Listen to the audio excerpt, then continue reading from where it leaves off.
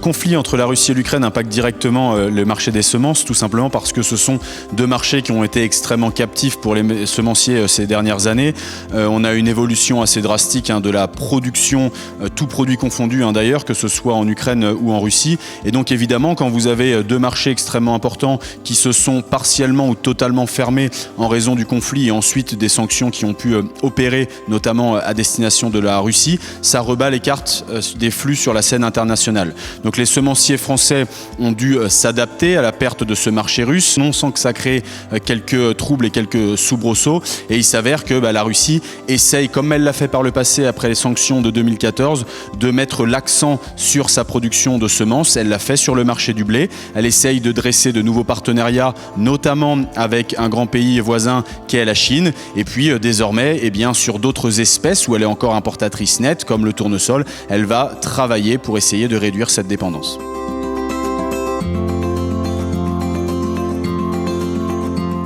Alors le conflit entre l'Ukraine et la Russie rebat les cartes des flux mondiaux et peut susciter des opportunités. Des opportunités, il faut en trouver dans toutes les crises. Certains pays, comme le Brésil après les chocs pétroliers, a réussi à trouver des opportunités, notamment avec la production d'éthanol via le canne à sucre ou via le maïs. On doit s'inspirer de certaines crises comme il y a pu avoir par le passé pour essayer de créer ces opportunités.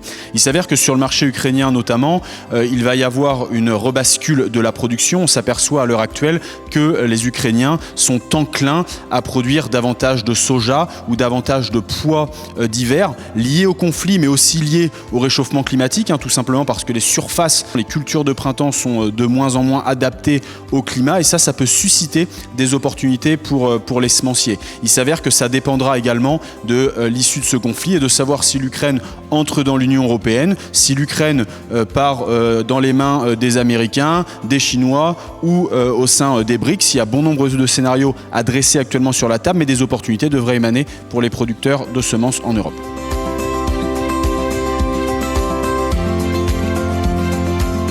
Les semenciers aujourd'hui ont un atout, c'est une nouvelle fois un fleuron de l'économie française. Les chiffres le démontrent dans la balance commerciale et tout le monde reconnaît la semence française comme étant une semence d'excellence. Il faut maintenant ne pas se reposer sur ses lauriers et justement cultiver cette force, cultiver ce leadership, rester offensif aussi dans nos démarches tout en ne perdant pas les valeurs aujourd'hui que l'on peut avoir sur le territoire européen.